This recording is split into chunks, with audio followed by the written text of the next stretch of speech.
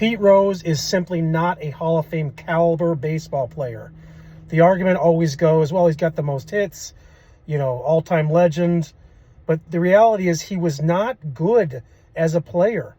He has, something like 80 WAR, which is right there kind of borderline Hall of Famer. Most players are in with 80.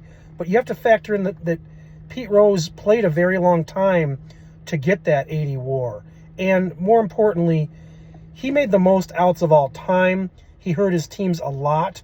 He was, overweight, never power, never, productive in terms of being a threat to hurt a team. He was slow on the bases. He only had a 57% success rate at stealing. And just the overall numbers, most outs made ever.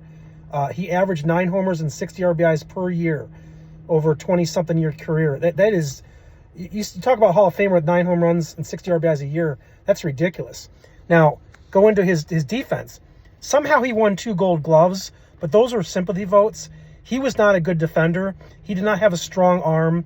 He was not fast. He was not chasing down balls that nobody else would get. You'll never see a defensive highlight of Pete Rose. There's no such thing. He was not good on defense. And stolen base, again, 43% of the time he was trying to steal, he was thrown out. That is the worst of all time percentage-wise for anybody with 325 attempts, which is about 15 attempts per year. So he was no good on the base. He was slow, fat, and overall just no power. I think it's a 118 total career OPS plus, which is, it's 18% above average, but it's not even remotely elite. He just was, you could talk about his gambling and all that. I don't even care. I mean, I do care. I don't want him anywhere near the Hall of Fame. But when people want to talk about how great a player he was, I firmly dispute that. You just don't see highlights of Pete Rose. The only thing he's famous for is running into a catcher in an all-star game. You don't ever see a game where he dominated, hit 3 home runs in a game, or, stole 5 or 6 bases in a critical game. Yeah, he won the 75 World Series MVP. He was on 3 World Series champs, but he never had elite seasons. His best season, they claim, his 73 MVP, he hit like 339, I think, but he had 5 homers and 64 RBIs.